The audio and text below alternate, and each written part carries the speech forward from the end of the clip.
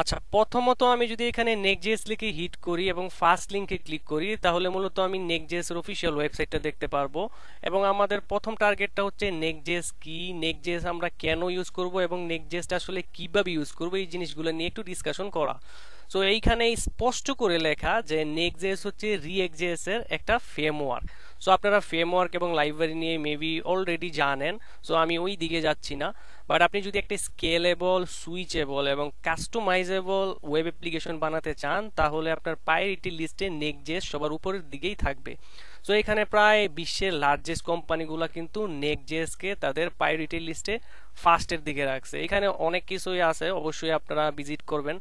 আমি যদি একটু নিচের দিকে যাই যে কোন কোন লার্জেস্ট কোম্পানিগুলো মূলত নেক্সট.জেএসকে ইউজ করছে, আমি যদি এইখানে দ্য ফ্রেমওয়ার্ক অফ চুজ এই যে সুকেজিং এর মধ্যে ক্লিক করি, তাহলে কিন্তু আমি দেখতে পারবো যে বিশ্বের প্রায় বিগ জায়ান্ট কোম্পানিগুলা নেক্সট.জেএস কে কিন্তু ইউজ করছে তাদের ফুল স্ট্যাক ওয়েব অ্যাপ্লিকেশন বানানোর জন্য। For example Nike, Sonos, open AI, মানে আপনি চ্যাট জিপিটি যেই ওয়েবসাইটটা দেখতে পাচ্ছেন যেখানে আপনি প্রম করে কিছু একটা নিয়ে আসেন, এটা কিন্তু নেক্সট.জেএস এ করা। হ্যাঁ, তারপরে হচ্ছে ক্লথ, নেটফ্লিক্স, জব, আপনি এখানে আরো অনেক ওয়েব অ্যাপ্লিকেশন দেখতে পারবেন। সোলোনা নেটওয়ার্ক, যারা ক্রিপ্টো নিয়ে কাজ করেন, crypto currency, block chain, maybe তারা জানেন। তারপরে আমি যদি একটু লোড মোর অপশনের মধ্যে ক্লিক করি, রানওয়ে, তারপরে হচ্ছে আপ স্টার, এই টাইপের যেই জায়ান্ট কোম্পানিগুলো মূলত নেক্সট.জেএস কে ইউজ করে তাদের ওয়েব অ্যাপ্লিকেশন তৈরি করার জন্য। সো আপনারা এইখানে এই জিনিসগুলো একটু ডিসকাশন বা আসলে ভিজিট করবেন যে নেক্সট.জেএস এর ক্ষমতা, প্রায়োরিটি বা আসলে প্রায়োরিটি কেমন দিচ্ছে বর্তমান বিশ্বে। সো আমি এইখানে এই জিনিসগুলা ইউজ করার জন্য ডক্সে বা আসলে প্রথম গেট স্টারে ক্লিক করতে পারি। সো এইখানে যেই অপশনগুলো দেখতে পাচ্ছেন, এখানে ইউজ করার জন্য অবশ্যই ডক পড়াটা খুবই ইম্পর্টেন্ট। সো আমি এই জিনিসগুলো নিয়ে একটু ডিসকাশন করব আজকে। এইখানে যেই পার্টগুলো দেখতে পাচ্ছেন, অবশ্যই এই জিনিসগুলো হচ্ছে যে আপনাকে লেয়ার যে কিভাবে আসলে এই জিনিসগুলা আসছে এবং কিভাবে আসলে এই জিনিসগুলো ইউজ করতে হয়, বা পুরোপুরি জিনিসগুলোকে দিয়ে দিছে, এটাকে আমরা ডক্স বলতে পারি। হ্যাঁ, এট দ্য সেম টাইম এই ডক্সের বিস্তারিত ডেফিনেশন এখানে দেওয়া আছে, এই পাশেও কিছু সাব মডিউল দেওয়া আছে। সো প্রথম অবস্থায় এখানে যে অপশনটা দেখতে পারবেন যে ভার্সনের কিছু অপশন দেওয়া আছে, আমি এটাতে ক্লিক করে যদি আমি প্রিভিয়াস ভার্সনে ক্লিক করি, তাহলে একটু দেখতে পারবো যে নেক্সট.জেএস হচ্ছে একটা ফুল স্ট্যাক ওয়েব অ্যাপ্লিকেশন। হ্যাঁ, এইখানে স্পষ্ট করে লেখা যে নেক্সট.জেএস হচ্ছে ফুল স্ট্যাক ওয়েব অ্যাপ্লিকেশন। প্রথম অবস্থায় আমাদের জানতে হবে যে রিয়েক্ট রেখে আমরা নেক্সট.জেএস কেন ইউজ করব।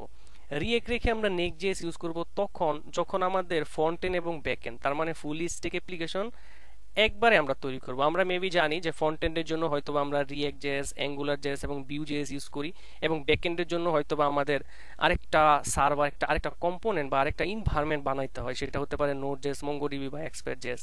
সো আপনার যদি এমন হয় যে ফ্রন্ট এন্ড এবং ব্যাক এন্ড এক জায়গা থেকে আপনি মেইনটেইন করবেন, কন্ট্রোল করবেন, তাহলে নেক্সট.জেএস হচ্ছে একটা ওয়েব অ্যাপ্লিকেশন ফ্রেমওয়ার্ক, এবং সেটা হচ্ছে রিয়েক্টের একটা ফ্রেমওয়ার্ক। আপনি নেক্সট.জেএস কে কিন্তু ইজিলি ইউজ করতে পারবেন। দিন শেষে আপনি কিন্তু রিয়েক্ট.জেএস, রিয়েক্টের কম্পোনেন্টই ইউজ করবেন, বাট ও আমাকে কিছু এডিশনাল ফিচার এবং অপটিমাইজেশন দিবে। সো আন্ডার দ্য হুড আপনি আসলে রিয়েক্টের কম্পোনেন্ট, রিয়েক্টের হুকস, তারপরে ইভেন এই জিনিসগুলো ইউজ করবেন, বাট এর কিছু এডিশনাল ইনফরমেশন বা মেইন ফিচার আছে। সো আপনি যদি এখানে একটু দেখেন যে আমরা রিয়েক্ট রেখে নেক্সট.জেএস কে ইউজ করব তখন যখন আমরা এই টাইপের ফিচারগুলো পাবো। মেবি আপনি যদি একটু দেখেন যে মেইন ফিচারের মধ্যে কি কি আছে।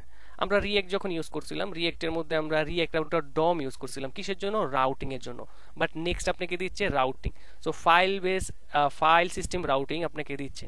আপনি এখানে পাচ্ছেন রেন্ডারিং, এখানে কিন্তু মোস্ট ইম্পর্টেন্ট ফিচার বা বলতে পারি মেইন ফিচার জিনিসগুলো এখানে কিন্তু স্পষ্ট করে লেখা, যে এখানে আপনি রাউটিং পাচ্ছেন, রিয়েক্ট রাউটার ডম, আলাদা কোনো প্যাকেজ বা থার্ড পার্টি কোনো টুল আপনাকে ইউজ করতে হবে না রাউটিং করার জন্য। এট দ্য সেম টাইম আপনি পাচ্ছেন এখানে রেন্ডারিং। সো রেন্ডারিং এখানে আপনি ক্লায়েন্ট সাইড এবং সার্ভার সাইড বোথ পাচ্ছেন। সো এই জিনিসগুলো আমি একটু বিস্তারিত দেখাবো, আমি একটু ফাস্ট চাই। আপনি হয়তো বা এপিআই থেকে ডেটা নিয়ে আসার জন্য, ডেটা ব্যাকএন্ডে পাঠানোর জন্য আপনি ডেটা ফেস করেন। হ্যাঁ, এই ফেসের যে বিষয়টা পুরাটাই ডিফারেন্ট। এখানে নেক্সট আপনাকে নিজ ইচ্ছায়, মানে নিজ উদ্যোগে কিছু প্রসেস দিয়ে দিছে। তো আপনারা ইউজ ইফেক্ট ইউজ করে বা এখানে আরটিকি কোয়েরি, রিডাক্সের আরটিকি কোয়েরি ইউজ করে ডেটা ফেস করতে হবে না। স্টাইলিং, আপনাকে এখানে ওই যে সিএসএস লেখার জন্য আপনি আলাদা কোনো third party CSS framework use করতেন, বাট এইখানে আপনাকে সিএসএস অবজেক্ট তৈরি করে করে আপনি এখানে স্টাইল করতে পারবেন, এই অপরচুনিটি আপনাকে দেয়। অপটিমাইজেশন বলতে এখানে আপনি জানেন মেবি যে একটা ওয়েবসাইটকে মূলত ইমেজ, ফ্রন্ট এবং স্ক্রিপ্ট এই জিনিসগুলো মূলত স্লো করে থাকে। সো এইখানে আপনাকে এই জিনিসগুলো ইউজের জন্য অল্টারনেটিভ ইউজেস বা অপটিমাইজেশনের যে ব্যাপারগুলো এখানে ডিসক্রাইব করছে এবং এই জিনিসগুলো আমরা ইজিলি ইউজ করতে পারবো। তারপরে টাইপ স্ক্রিপ্ট হচ্ছে জাস্ট একটা রেপার ল্যাঙ্গুয়েজ, এটার মাধ্যমে আমরা কিছু একটা লিখবো, কোনো কিছু একটা করবো, এই জিনিসগুলো আরো অর্গানিক ওয়েতে আমরা ইউজ করতে পারবো। এগুলো হচ্ছে just main feature of next JS uses. তারপরও কিছু বড় বড় ফিচার আছে, যেমন এইখানে নেক্সট.জেএস আমরা ইউজ করবো হচ্ছে এসইও ফ্রেন্ডলি। আমরা জানি মেবি যে রিয়েক্ট ইউজ করলে আমরা এসইও করতে পারবো না, রিয়েক্ট এসইও ফ্রেন্ডলি না, বাট নেক্সট.জেএস কিন্তু এসইও ফ্রেন্ডলি বা এসইও করতে খুবই মজার। তারপরে নেক্সট.জেএস দিয়ে আমরা স্ট্যাটিক ওয়েবসাইট এবং ডাইনামিক ওয়েবসাইট বোথ তৈরি করতে পারবো। স্ট্যাটিক বলতে আমরা বুঝি যে ওয়েবসাইটের কন্টেন্টগুলো চেঞ্জ হয় না। হ্যাঁ, সো এই স্ট্যাটিক ওয়েবসাইট আমরা তৈরি করতে পারবো, পারফরমেন্স পাবো আমরা 100-তে 100। ডাইনামিক ওয়েবসাইটও আমি এখানে তৈরি করতে পারবো। মোট কথা আমি যদি বলি যে নেক্সট ইউজ করার অনেক রিজন আছে, শুধু আমাকে ও একটা ফ্রেমওয়ার্ক দেয় না বা ফুল স্টেক ওয়েব অ্যাপ্লিকেশন দেয় না, এইখানে একটা ওয়েবসাইট কমপ্লিট করার জন্য, কাস্টমাইজেবল করার জন্য, স্মুথ করার জন্য, পারফরমেন্স 100-তে 100 পাওয়ার জন্য যেই প্রসেসগুলো করতে হয় এই জিনিসগুলো সবই আমাকে এই জিনিসটা দেয়। সো আমি এইখানে এই জিনিসগুলো নিয়ে একটু আলোচনা করব। তার আগে আমি যদি একটু দেখি যে এই ফিচারগুলোর মধ্যে এই ফিচারগুলো আসলে আমাদের জানতে হবে যে এই ফিচার দিয়ে আমরা আসলে কি করব। দেখেন এখানে আছে রাউটিং। রাউটিং বলতে কি বোঝায় যে আমরা একটা ফাইল থেকে আরেকটা ফাইলে যাব, একটা পেজ থেকে আরেকটা পেজে যাব। এইখানে রাউটিং আপনি করবেন এবং এইখানে আপনি অনেক টাইপের রাউটিং করতে পারবেন। আপনি লেআউট বানায় রাখতে পারবেন যে এই টাইপের লেআউট হবে, আমি তারপরে এই লেআউট থেকে আরেকটা লেআউটে সুইচ করব। আপনি নেস্টেড রাউটিং করতে পারবেন, একটার ভিতর আরেকটা, আরেকটার ভিতর আরেকটা। এই যে এখানে দেখতে পাচ্ছেন না যে নেক্সট.জেএস ডট ওআরজি, তারপরে ডিউসি ডক্স, তারপরে মানে 14। সো এই জিনিসগুলোকে আমরা এইখানে অর্গানিক ওয়েতে ইউজ করতে পারবো। তারপরে আমরা হয়তো বা একটা ডিজাইন করি সবসময় যে একটা এপিআই থেকে ডেটা আসতে আসতে বা ডেটা আসার জন্য যে সময়টা, ওই সময় আমরা কিন্তু কিছু লোডিং বা কোনো ডিজাইন ফিক্স করে রাখি, অ্যাক্সেলিটন দেখাই। লাইক ইউটিউবে গেলে হয়তো বা দেখবেন যে নেটওয়ার্ক স্লো থাকলে একবারে কিন্তু ফাঁকা থাকে না, মানে একটা অ্যাস্কেলিটন দেখায় যে ডেটা আসছে বাট আস্তে আস্তে একটু সময় লাগছে। সো এই ডিজাইনগুলো এখানে আপনি ইজিলি পাবেন। এরর হ্যান্ডেলিং, আপনি এরর হ্যান্ডেলিং এর জন্য ও আপনাকে রাউট তৈরি করে দিছে। জাস্ট আপনি এই জিনিসগুলো ইউজ করে এই জিনিসটা আরো সুন্দর করে অপটিমাইজ করতে পারবেন। এট দ্য সেম টাইম এখানে আছে রেন্ডারিং। রেন্ডারিং এখানে আপনি পাচ্ছেন ক্লায়েন্ট সাইড এবং সার্ভার সাইড বোথ। সো এখানে রেন্ডারিং জিনিসটা কি? রেন্ডারিং বলতে বোঝায় হচ্ছে যে জেনারেটিং, সহজ কথায় যদি বলি যে আমরা হয়তো বা জানি যে আমরা যদি একটা কিছু রিকোয়েস্ট করি, রিকোয়েস্টটা আসলে কয়েকটা প্রসেসের মাধ্যমে যে সার্ভার বা ব্যাকএন্ড আসলে আপনার ডেটাবেস থেকে ডেটা তৈরি করে এটা HTML CSS এ কনভার্ট করে আবার একটা সুন্দর ইউআই দেয়। সো মেবি আপনি তুলনা করতে পারেন যে ফ্রন্ট এন্ড বলতে বোঝায় হচ্ছে ক্লায়েন্ট সাইড, মানে ওয়েবসাইটের ফ্রন্ট এন্ড তো আসলে যেইটা আপনি দেখছেন এটাই ফ্রন্ট এন্ড, সো এটাকে আমরা ক্লায়েন্ট সাইড বলি। সার্ভার সাইড মানে হচ্ছে ব্যাকএন্ড। তার মানে রেন্ডারিং করবে ও ফ্রন্ট এন্ডে নাকি ব্যাক এন্ডে আপনি এটা নির্ধারণ করে দিতে পারবেন। সো এস ডিফল্ট আর নেক্সট.জেএস হচ্ছে সার্ভার সাইড, তার মানে হচ্ছে ব্যাক এন্ডে ডাটা তৈরি করে শুধু ফ্রন্ট এন্ডে আইসা শো করবে। তার মানে হচ্ছে আপনার ওয়েবসাইটটা আর অনেক ফাস্ট হবে। সার্ভার সাইড কিন্তু অনেক ফাস্ট, বিকজ আপনি চিন্তা করেন যে আপনার ইন্টারনেট হচ্ছে স্লো, তাহলে আপনি একটা ডেটার জন্য হিট করলেন, ও আপনার ব্রাউজারে এসে ক্লায়েন্টে এসে ও লোড করবে, তারপর এটা বানাবে, তারপরে আপনার কাছে দিবে। সো আপনার নেট যদি স্পিড খারাপ হয় তাহলে কিন্তু এই জিনিসটা আপনি ভালো পারফরমেন্স পাবেন না। বাট এটা যদি আসলে সার্ভার থেকে, মানে যেই জায়গায় আসলে এই ওয়েবসাইটটা আছে, কোন একটা জায়গায় আছে, ওইখান থেকে যদি আসলে তৈরি হয়ে এখানে এসে শুধু প্রদর্শন করে ব্রাউজারে বা ক্লায়েন্টে বা ফ্রন্ট এন্ডে, তাহলে কিন্তু আপনার ওয়েবসাইটটা এত স্লো হবে না। ফর এক্সাম্পল, এর বেস্ট এক্সাম্পল হতে পারে হচ্ছে আপনারা মেবি গেম খেলেন, না খেললেও হয়তো বা জানেন, যেমন পাবজি, ফ্রি ফায়ার বা কল অফ ডিউটি, হাই কনফিগারেশনের গেম। সো আপনি যদি চিন্তা করেন যে এই গেমগুলো আপনার পিসিতে, আপনার মোবাইলে এসে আসলে লোড নিয়ে তারপরে এইখানে আপনার মধ্যে ভিজুয়ালাইজ করবে, দেন আপনি খেলবেন, তাহলে কিন্তু আপনি দিন শেষে দেখেন আপনার মোবাইলের কনফিগারেশন যদি খারাপ থাকে, আপনার ইন্টারনেট স্পিড যদি খারাপ থাকে, তাহলে কিন্তু আপনি পারফরমেন্স ভালো পাবেন না। কারণ আপনার ফোনের মধ্যে, আপনার ব্রাউজারের মধ্যে এসে আপনার ফ্রন্ট এন্ডে সেইটা জিনিসটা লোড নিচ্ছে। বাট এমনটা যদি হয় যে সার্ভারে এইটা লোড নিয়ে আসবে, সার্ভারে আসলে রেন্ডারিং হয়ে আসবে। লাইক আমি কল অফ ডিউটি তো তৈরি করছি, সো আমার বড় একটা সার্ভার আছে, আমার বড় একটা ইঞ্জিন আছে, ওইখানেই লোড হবে। ফ্রন্ট এন্ডে এসে শুধু ওই যে ভিজুয়ালাইজ বা আসলে গেমের যেই ফিচারগুলো আসলে লোড দেখাবে। তার মানে কিন্তু ব্যাকএন্ডে, তার মানে ওদের বড় একটা সার্ভার আছে, ওইখান থেকে লোড হয়ে ক্লায়েন্টে শো করবে। মানে আমি ক্লায়েন্ট, আমি ব্রাউজার, আমার এখানে খুব কম স্পিড বা হালকা ভাবে এই জিনিসটা প্রদর্শন করবে। এই জন্য কিন্তু দেখবেন যে গ্রাফিক্সের এত বড় বড় গেম যেমন কল অফ ডিউটি, পাবজি, এই গেমগুলা কিন্তু ইজিলি আমরা মোবাইল ফোনের মধ্যে খেলতে পারি। এইগুলা কিন্তু ওই যে ওই সার্ভার থেকে, ওদের সার্ভার থেকে কিন্তু লোড নিয়ে আসে। তো আশা করি আপনারা বুঝতে পারছেন বিহাইন্ড দ্য সিনে সার্ভার সাইড রেন্ডারিং হচ্ছে বেস্ট একটা জিনিসকে ফাস্ট করার জন্য বা একটা জিনিসকে খুব দ্রুত রান করার জন্য। সো এই জিনিসগুলো আমাদের নেক্সট জেএস দেয়। আমি ফ্রন্ট এন্ডে কিছু না লোড করে ব্যাক এন্ডে মানে সার্ভারে এই জিনিসগুলো লোড করে নিয়ে আসতে পারি। সো ডেটা ফেসিং এর যে ব্যাপারটা বলছি, ডেটা ফেস করার জন্য আমরা ইউজ ইফেক্ট হুক ইউজ করতাম রিয়েক্ট জেএস এর মধ্যে, বাট এইখানে আমাদের নেক্সট জেএস এর মধ্যে আমাদের ইউজ ইফেক্ট হুকস দিতে হবে না, ওর একটা নিজস্ব ফরম্যাট আছে, ওইখানে এই জিনিসগুলো দিয়ে রাখছি। স্টাইলিং আমরা সিএসএস সরাসরি জাভা স্ক্রিপ্ট অবজেক্টের মধ্যে ইউজ করতে পারবো, এবং আমরা সিএসএস মডিউল বানিয়ে নিতে পারবো, মানে একটা আলাদা ফাইল তৈরি করে নিতে পারবো। টেলউইন সিএসএসটাকে ওরা প্রিফার করে, এই জিনিসগুলো আমরা দেখবো। অপটিমাইজেশন, অপটিমাইজেশন বলতে হচ্ছে যে ইমেজ ফন্ট, আমরা হয়তো বা ওয়েবসাইটের মধ্যে যদি দেখি যে ওয়েবসাইটের মধ্যেই মানে ওয়েবসাইটের প্রাণই বলা হয় ইমেজকে। সো এই যে ইমেজ আমরা নিলাম, হয়তো বা একটা ইমেজ নিলাম, বাট এই জিনিসগুলো কোনো সাইজ মেনটেন করি না, কত পিক্সেলের হবে, কত বড় হবে, সাইজগুলো মেনটেন করি না। সো এই জিনিসগুলো ও সুন্দর করে মেনটেন করার জন্য এইখানে কম্পোনেন্ট বানিয়ে রাখছে। তারপর হচ্ছে এখানে ফন্ট, ফন্ট ইউজ করবো আমরা, গুগল ফন্ট ইউজ না করে নেক্সটের ফন্ট ইউজ করব। টাইপ স্ক্রিপ্ট, সো এই জিনিসগুলো আমরা একটু বিস্তারিত জানি যেহেতু আমাদের আজকে ফার্স্ট ক্লাস। রাউটিং, প্রথমত আমি যদি রাউটিং এর মধ্যে ক্লিক করি তাহলে এইখানে দেখবেন যে অনেক টাইপের রাউটিং আপনার সামনে ও রেখে দিছে। ডিফাইনিং রাউট মানে নর্মাল রাউট, আপনি যেই রাউট করছেন রিয়েক্ট রাউটার ডম ইনস্টল করে ওই রকম না, বাট কিছুটা ওই রকমই। সো আপনি যদি ডিফাইনিং রাউটে ক্লিক করেন তাহলে রাউট করার জন্য অবশ্যই আপনাকে পেজ ডট জেএসএস নামে একটা ফাইল লাগবে, যেটার মধ্যে আসলে আপনি কি কি লিখবেন, কি কি দেখাইতে চান ওই পেজের মধ্যে লিখবেন। এট দ্য সেম টাইম আপনি যদি আসলে রাউট বানাতে চান, ফর এক্সাম্পল একটা রাউট হবে অ্যাবাউট, একটা রাউট হবে কন্টাক্ট, তাহলে আপনার ফাইলের নাম না, ফোল্ডারের নাম হবে হচ্ছে কন্টাক্ট এবং অ্যাবাউট। আমি দেখাচ্ছি কিছুক্ষণ পরে আমরা এটা ইনস্টল দিব। সো ডিফাইনিং রাউট আপনি পাচ্ছেন, যেটাকে আমরা নর্মাল রাউট বলতে পারি। তারপরে হচ্ছে page and layout. Page and layout বলতে আমরা মেবি একটা কম্পোনেন্ট বানাইছিলাম, সেটা হচ্ছে কম্পোনেন্ট যেটার মধ্যে আমাদের চিলড্রেন থাকতো। মানে এর ভিতরে চিলড্রেন থাকার উদ্দেশ্য ছিল যে আমাদের এর ভিতরে যেন আরো কিছু ট্যাগ আমরা বিহাইন্ড দ্য সিনে বলতে পারি এর ভিতরে থাকবে। সো পেজ এবং লেআউট জিনিসটা ওইরকমই, যে লেআউট মানে আরেকটা ইনভায়রনমেন্ট আমি তৈরি করতে পারি। মানে হোম ডট জেএসএক্স হচ্ছে আমাদের, আমরা জানি ল্যান্ডিং পেজ সবচেয়ে ইম্পর্টেন্ট একটা page. At the same time আমরা প্রত্যেকটা পেজকে এরকম প্রায়োরিটি দিতে পারবো যে প্রত্যেকটা লেআউট ওর প্রত্যেকটা চিলড্রেন থাকবে। সো আমি যদি একটু নিচের দিকে আসি, লিঙ্ক এন্ড নেভিগেট, ওই যে আমরা ক্লিক করার পরে একটা জায়গায় যে চলে যেত, হ্যাঁ, লিঙ্ক ট্যাগের ভিতরে আমরা বসাইতাম অ্যাঙ্কর ট্যাগ দিয়ে। যখন আমরা HTML CSS করতাম ওই সময় অ্যাঙ্কর ট্যাগ বসাইতাম, ওই যে লিঙ্ক ট্যাগ বসায় আপনি ওই যে HREF এর ভিতরে যেইখানে যাবে ওই রাউটটার নাম বলে দিলে চলে যাবে। নেভিগেট অটোমেটিক একটা নির্দিষ্ট সময়ের পরে যেন আমাদের চলে যায়, এই জিনিসগুলো এখানে বিস্তারিত দেওয়া আছে। তারপরে সে loading and streaming.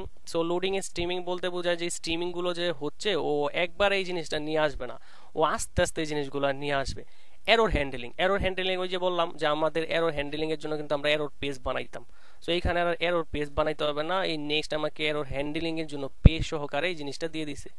Redirect, redirect বলতে বোঝায় যে একটা পেজ আমি ও তো লগ ইন করে নাই, আমি তো ওকে দিব না যে হোম পেজে যেতে, আমি রিডিরেক্ট করে নিয়ে আসবো। এটা আমরা মেবি ইউজ ইফেক্ট দিয়ে করছিলাম। সো এখানে রিডিরেক্টিং একটা কম্পোনেন্ট আছে, ওইটা আমরা ইজিলি ইউজ করতে পারবো। তারপরে হচ্ছে গ্রুপ রাউট। গ্রুপ রাউট বলতে হচ্ছে যে আপনি গ্রুপ করতে পারবেন, রাউটিং গুলাকে গ্রুপ আকারে করতে পারবেন। যে অনেকগুলা একটা একটা বিগ জায়ান্ট কোম্পানি মানে একটা বিগার প্রজেক্টের মধ্যে কিন্তু একটা দুইটা ফাইল থাকে না, অনেক বড় ফাইল থাকে। সো মার্কেটিং একটা ফাইল থাকবে, শপ নামে একটা ফাইল থাকবে, কন্টাক্ট নামে একটা ফাইল থাকবে। সো এই জিনিসগুলো হচ্ছে আলাদা করে আমি রাখতে পারবো, ফোল্ডারের ভিতরে ফাইল এবং ফাইলের ভিতরে ফোল্ডার। হ্যাঁ, সো এই জিনিসগুলো একটু আমরা ক্লিয়ার হবো যখন আমরা আসলে ইনস্টল করবো। এখানে আরো অনেক কিছু আছে, আমি এই জিনিসগুলো এখন দেখাচ্ছি না। তারপর হচ্ছে প্রজেক্ট অর্গানাইজেশন, প্রজেক্টটা কিভাবে সাজানো হয়। আমি চলে যাব ডাইনামিক রাউটিং এ। ডাইনামিক রাউটিং বলতে হচ্ছে যে আমরা ওই যে একটা রাউটের ভিতরে একটা থাকে না, যে এইটাকেই তো ডাইনামিক রাউট বলতে পারি। যে নেক্সট জেএস, তারপরে ডক্স 14 অ্যাপ, তারপরে হচ্ছে বিল্ডিং।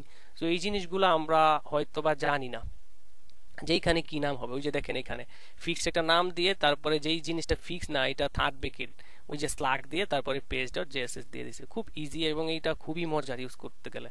সো আমি যদি একটু নিচের দিকে যাই, ক্যাশিং এর জিনিসটা পরে আসছি, বাট এই যে এইখানে হয়তোবা আপনি জানেনই না এখানে কয়টা এরকম রাউট হবে, কয়টা ডাইনামিক রাউট হবে, 5টা 10টা এরকম এখানে আছে না, যে এখানে next.js.or docs 14 app building your application routing, এখানে কয়টা হবে এরকম স্ল্যাক কয়টা হবে আপনি জানেনই না।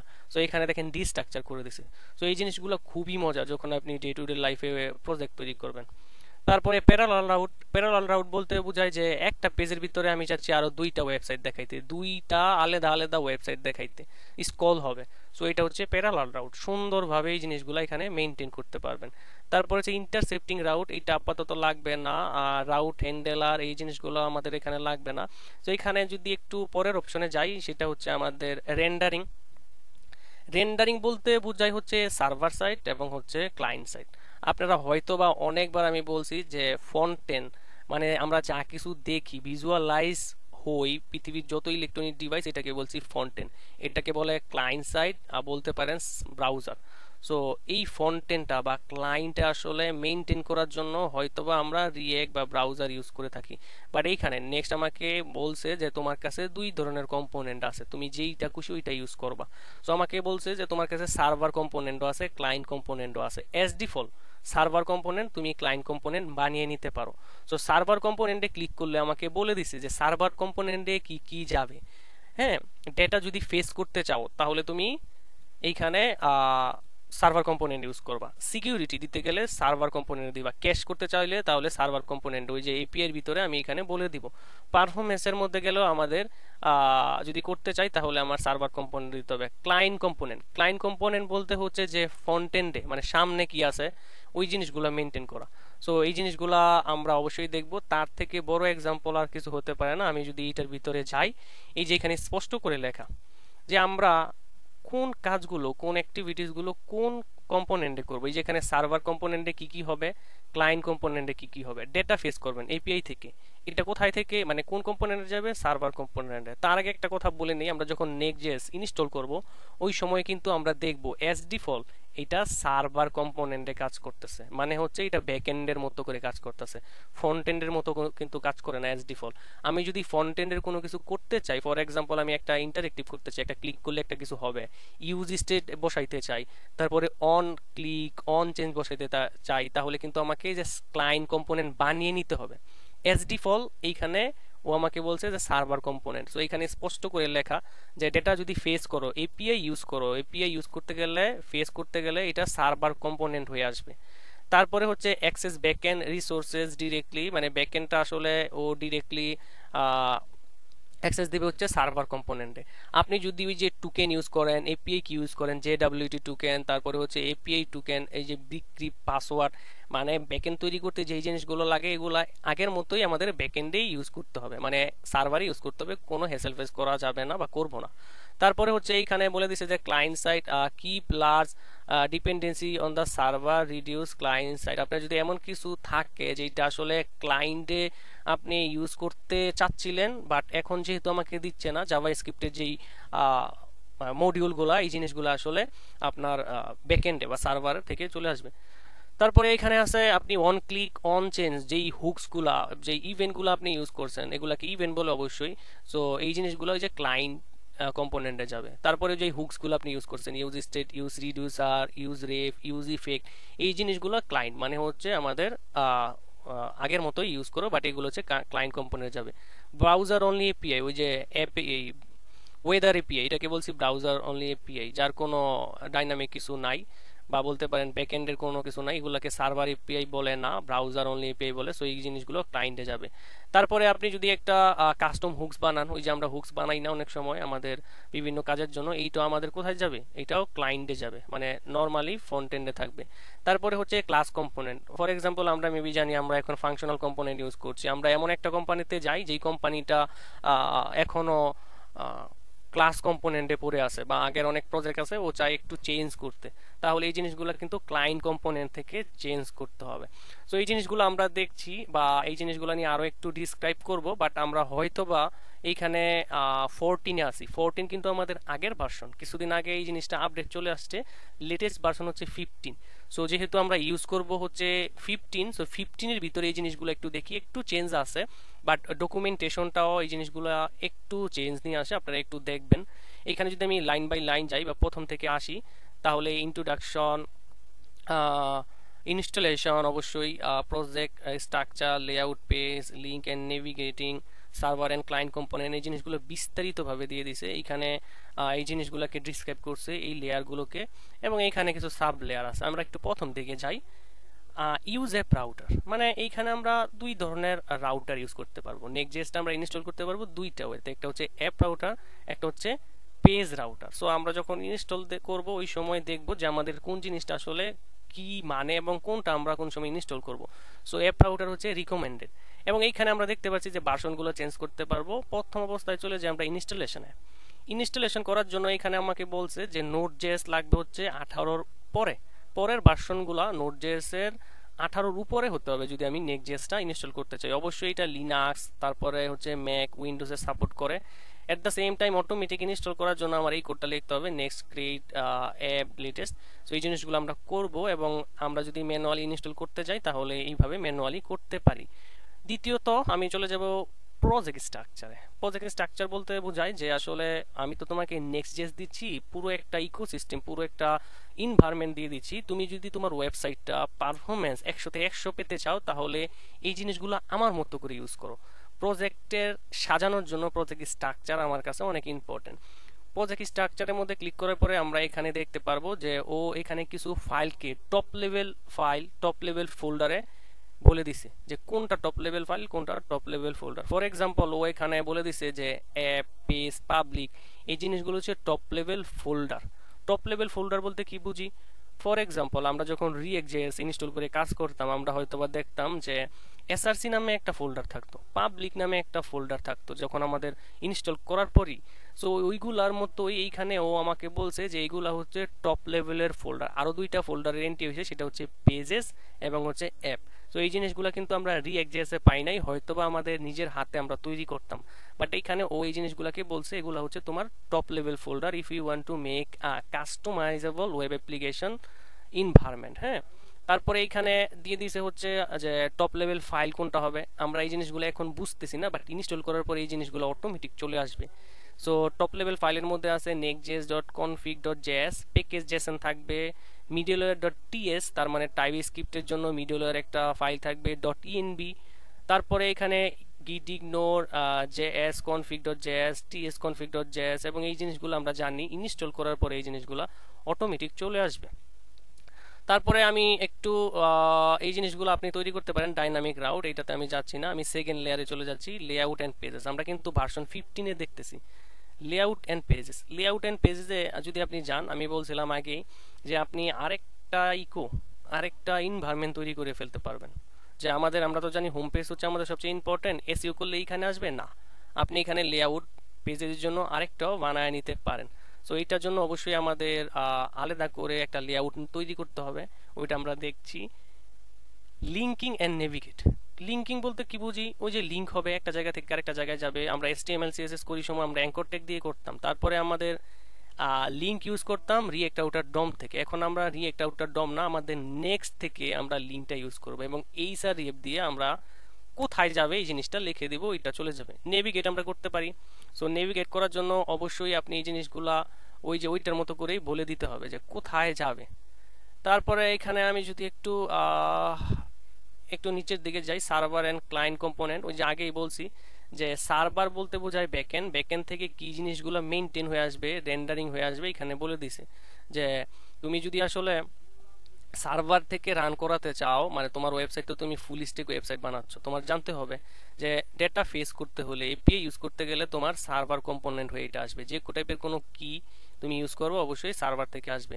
তারপর হচ্ছে ব্রাউজারের যেই জাভাস্ক্রিপ্ট যেই ব্রাউজার দেয় অবজেক্ট, সেই জিনিসগুলো অবশ্যই পিছন থেকে আসবে, ব্যাকএন্ড থেকে আসবে। এবং এইখানে আমাদের ফাস্ট কাউন্ট, কন্টেন্টফুল পেইন্ট, এই জিনিসগুলা স্ট্রিমিং জিনিসগুলো আমাদের ব্যাকএন্ড হয়ে আসবে। স্ট্রিমিং বলতে ওই যে আমি একসাথে একটা গেমিং স্ট্রিমিং করতেছি ভিডিও সরাসরি, তো এটা ফ্রন্ট এন্ডে যদি হয় তাহলে কিন্তু পুরো আমার ওয়েবসাইট যদি মানে আমার ইন্টারনেট আমার পিসি কনফিগারেশন খারাপ থাকলে কিন্তু আমার যেই পারফরমেন্সও খারাপ হবে। বাট যারা আসলে স্ট্রিমিং করছে মেবি ইউটিউব মেবি সার্ভার বা ফেসবুক, ওদের কিন্তু বড় সার্ভার আছে। চিন্তা করেন ফেসবুকের এত বড় বড় সার্ভার, গুগলের এত বড় বড় সার্ভার, ইউটিউবের এত বড় বড় সার্ভার, ওইখান থেকে লোড হয়ে স্ট্রিমিং হয়ে আপনার এখানে শুধু শো করবে। আপনার ইন্টারনেট যদি হালকাও হয়, নেটওয়ার্ক যদি অনেক স্লো হয়, তাহলে কিন্তু আপনি পারফরমেন্স ভালো পাবেন। সো এই জিনিসগুলা ব্যাকএন্ড থেকে অবশ্যই কন্ট্রোল হয় দেখে আপনি ভালো পারফরমেন্স পাইতেছেন। নেটফ্লিক্সের কথা চিন্তা করেন, এত ভিডিও, ইউটিউবের কথা চিন্তা করেন, এত ভিডিওস। আমরা জানি একটা ওয়েবসাইট গুলো স্লো করে হচ্ছে ইমেজ এবং ভিডিও, বাট এত কিন্তু স্লো না। ইউটিউবে স্ক্রল করলে ভিডিও ছাড়া কিছু আছে? অবশ্যই না। সো এগুলা স্ট্রিমিং হয়ে আসছে ব্যাকএন্ড থেকে আগেই। সো এই টেকনোলজি ইউজ করলে আপনার ওয়েবসাইটও আপনি এই টাইপের ফেসিলিটি পাবেন। হ্যাঁ, তারপরে এখানে ওই যে আমি স্ক্রল করে আসছি, ফ্রন্ট এন্ডের জন্য মেবি আছে, এটা তো সার্ভার কম্পোনেন্ট। এই যে ক্লায়েন্টের জন্য এখানে স্পষ্ট করে লেখা যে যে যে কোনো টাইপের স্টেট তুমি যদি কন্ট্রোল করতে চাও, মানে use effect, use ref, use reducer, যে হুকস গুলো আছে এগুলা ফ্রন্ট এন্ড থেকে আসবে, ক্লায়েন্ট থেকে আসবে। যে কোনো টাইপের event handle, on click, on change, তারপরে হচ্ছে on double click, use effect, যেই জিনিসগুলো আছে সব জিনিসগুলা চলে আসবে কোথায় থেকে? ফ্রন্ট এন্ড থেকে, ক্লায়েন্ট থেকে। কাস্টমাইজেবল হুকস, কাস্টম হুকস, তারপরে হচ্ছে লোকাল স্টোরেজ, নেভিগেট করতে চাও, ব্রাউজার অনলি এপিআই ইউজ করবা, সব কিছু হচ্ছে তোমার ফ্রন্ট এন্ড। আর ব্যাক এন্ডের জন্য তো আমরা দেখলামই। তারপরে হচ্ছে পার্শিয়াল প্রি রেন্ডারিং। হ্যাঁ, পার্শিয়াল প্রি রেন্ডারিং মানে কি? প্রি রেন্ডারিং মানে কি? রেন্ডার মানে কি? রেন্ডার মানে হচ্ছে জেনারেট করা আসবে একটা জিনিস, প্রসেস হয়ে একটা জিনিস হবে। আপনি যদি কিছু একটা লেখেন, কিছু একটা লিখে সার্চ করেন, এটা আসতে একটা প্রসেসের মাধ্যমে আসে না? সো এটা যদি পি রেন্ডারিং হয়, পি রেন্ডারিং মানে হচ্ছে পূর্বেই রেন্ডার হয়ে আসছে, তাহলে আপনি অবশ্যই ওয়েবসাইটটা অনেক ফাস্ট দেখতে পারবেন। নাকি এমনটা হয় যে আপনি এখানে হিট করলেন একটা লিঙ্কে, যে এরকম যে সজীব খান ডট বার্সেল ডট অ্যাপ, এই ওয়েবসাইটটা এখানে এই যে এখানে যে যাবে শুধু এই লিঙ্কের মাধ্যমে যাবে। এই লিঙ্কে এখানে আমাদের যে ব্রাউজারের মধ্যে ইঞ্জিনটা আছে, ওই ইঞ্জিন আসলে এই ওয়েবসাইটটা HTML CSS বা জাভাস্ক্রিপ্ট তৈরি করবে। তাহলে কিন্তু আমার পিসি কনফিগারেশন যেরকম, আমার ইন্টারনেট যেরকম, ওইটার উপর ডিপেন্ড করে আমার ওয়েবসাইটটা লোড নেবে। বাট এইখানে যদি আমি হিট করার পরে ব্যাকএন্ড থেকে আমার এই ডেটাটা নিয়ে আসে, যেখানে আমি আসলে এই জিনিসগুলো রাখছি, অবশ্যই একটা হোস্টিং কিনে আমরা অবশ্যই ওয়েবসাইটটা রাখবো একটা জায়গায় দিন শেষে। সো ওইখান থেকে, ওইখান তো আমি ভালো টাকা দিয়ে রাখছি, আমার হোস্টিং তো অনেক পাওয়ারফুল, আমার সার্ভার তো অনেক ক্ষমতা নিতে পারে, বা ওর অনেক এবিলিটি আছে। সো ওইখান থেকে যদি আসলে লোড নিয়ে আসে, তাহলে অবশ্যই কিন্তু আমাদের ওয়েবসাইটে এত স্লো হবে না। এই জন্য কিন্তু ক্লায়েন্ট কম্পোনেন্ট থেকে সার্ভার কম্পোনেন্ট মানে ব্যাকএন্ড কম্পোনেন্ট অনেক ফাস্ট। হ্যাঁ, সো এই জিনিসগুলো এখানে বলে দিছে যে প্রি রেন্ডারিং, আগে থেকেই রেন্ডার হয়ে আসবে। সো আগেই বলছি, ডেটা ফেস করার জন্য আপনাকে আর ইউজ ইফেক্ট হুকস ইউজ করতে হবে না। আপনি জাস্ট এইখানে ওই যে এইখানে অবশ্যই এক্সিউজ ইউজ করতে পারবো না, ফেজ ইউজ করতে পারবো। ফেজের মধ্যে আমি যে লিঙ্কটা আছে ওই লিঙ্কটা বলে দিব, এবং এখানে অ্যাসিনকোয়েট, তার মানে হচ্ছে অ্যাসিনকোনাস এবং সিনকোনাস মডেলের যেই আপডেটেড গুলো, এই জিনিসগুলো এখানে ইউজ করা হয়েছে এবং ডেটার মধ্যে থাকবে। এন্ড দেন ডেটাকে আমি ম্যাপ করে এখানে ডেটা দেখাবো। মানে কত ইজি হয়ে গেছে দেখেন, ডেটা ফেজ করে নিয়ে আসাটাও কত ইজি হয়ে গেছে। তারপরে এখানে যদি একটু, এখানে আর তেমন কিছু নাই, অবশ্যই আমরা দেখব আপডেট ডেটা, আপডেটিং ডেটা। আপনি যদি কোনো ডেটা আপডেট করতে চান, ওইটার একটা প্রসেস আছে। যেমন আমরা ফর্মের মাধ্যমে ডেটা পাঠাই, আপডেট করি, বা বাটন, এই জিনিসগুলো এখানে চলে আসছে। ক্যাশিং এন্ড রিভ্যালিডিং, ক্যাশিং এবং রিভ্যালিডিটিং এর মধ্যে অনেক ইম্পর্টেন্ট থিং জড়িয়ে আছে। যেমন আপনি এপিআই থেকে ডেটা নিয়ে আসবেন। সো আপনি চিন্তা করলেন যে এইটা তো একটা ব্লগ সাইট, সো এইখানে ডেটা আমি ক্যাশ করব না, তাহলে এই জিনিসটার কোনো প্রয়োজন নেই। বাট আপনি চিন্তা করতেছেন যে এইটা তো একটা স্ট্যাটিক ওয়েবসাইট, যে আমি এইখানে একটা পেজ বানাবো, সেই পেজের নাম হচ্ছে মনে করেন কন্টাক্ট, বা সেই পেজের নাম হচ্ছে অ্যাবাউট। সো অ্যাবাউটের মধ্যে আমি তেমন কিছু রাখবো না। সো ওইখানে আপনি অ্যাবাউট পেজের মধ্যে জাস্ট ক্যাশ লেখে ফোর্স ক্যাশ বলে দেন, দেখবেন বলা এই ওয়েবসাইটে আপনি যদি 500 বারও হিট করেন, তাহলে এপিআই থেকে আর নিয়ে ডেটাবেস থেকে ডেটা নিয়ে আসবেন, আপনার ওয়েবসাইট কিন্তু স্লো হবে না। সো এটা কিন্তু ইউজ করার আগে আপনার মাথায় ভালো করে রাখতে হবে যে কোন ডেটা ক্যাশ হবে, কোন ডেটা ক্যাশ হবে না। চ্যাটিং অ্যাপ্লিকেশন, যেই জিনিসগুলো ডাইনামিক প্রতিনিয়ত, ওইটা কিন্তু ক্যাশ করা যাবে না। তাহলে ওই যে বারবার আপনি ওনাকে মেসেজ করবেন আপনার ক্লায়েন্টকে, ওই মেসেজ আর যাবে না। ওই হাই একবার লেখছেন, ওই হাই প্রত্যেকবার যাবে। সো ডিপেন্ড করে আসলে কোন ডেটাটা ক্যাশ হবে, কোন ডেটাটা ক্যাশ হবে না। তারপরে এইখানে ওই যে রিভ্যালিডেট, রিভ্যালিডেট মানে হচ্ছে আপনি টাইম দিয়ে দিতে পারবেন। ওই যে বর্তমানে আমরা ফেসবুকের মধ্যে অনেক সময় ফেস করি, মানে কারেন্ট সিচুয়েশনে ফেসবুকে 15 মিনিট যাওয়ার পরে অটোমেটিক রিলোড নেয়, আমাদের আর ওই যে রিফ্রেশ করতে হয় না, রিলোড করতে হয় না, অটোমেটিক কিন্তু এটা রিফ্রেশ নেয়। সো টাইম বলে দিতে পারেন যে আমি তো একটা ই কমার্স মেক করছি, সো মেবি 2 দিন পরে পরে এখানে নতুন প্রোডাক্ট এড হবে, সো অটোমেটিক এখানে রিভ্যালিড দিয়ে টাইম দিয়ে বলছি যে এত টাইমের পরে তুমি এটাকে আবার রেন্ডার করো, যদি এখানে চেঞ্জ আসে এপিআই তে নতুন ডেটা ইনজেক্ট হয় তাহলে ক্যাশ করে রেখে দিবা। হ্যাঁ, এট দ্য সেম টাইম এইখানে আপনাকে যদি একটু নিচে যাই তাহলে ওই যে ট্যার এবার নিয়েও তৈরি করতে পারবেন, যে আমাদের তো একটা এপিআই তে অনেক টাইপের ডেটা থাকে, ইউজারের ডেটা থাকে, প্রোডাক্টের ডেটা থাকে, ডিটেলস ডেটা থাকে, ওইখানে আপনি ট্যাগ ধরে এখানে কালেকশন লেখা তারপরে রিভ্যালিডেট করতে পারেন যে আমার তো অনেকগুলো কালেকশন আছে, শুধু প্রোডাক্ট কালেকশন এটার ভিতরেই তো আমি বলছি যে চেঞ্জ হতে পারে বা পসিবিলিটি আছে, তাহলে ওইটার মধ্যে তুমি রিভ্যালিডেট করে টাইম দিয়ে দাও। সো অনেক মজার, আপনি একটা ওয়েবসাইট যদি ভালো করে তৈরি করতে পারেন সবকিছু সবকিছু মেনটেন করে, তাহলে দেখবেন যে এর পারফরমেন্স কত স্মুথ। এরর হ্যান্ডলিং বলতে বোঝায় হচ্ছে যে আমি এখানে ওই যে বললাম যে আমি একটা এরর পেজ বানাতে চাচ্ছি, যে আসলে আমার এখানে যদি এরর আসে তাহলে এররগুলো যেন একটু সুন্দর করে দেখাক, ইউজার যেন আসলে হতাশ না হয় যে আসলে এই জিনিসগুলা এইরকম কেন।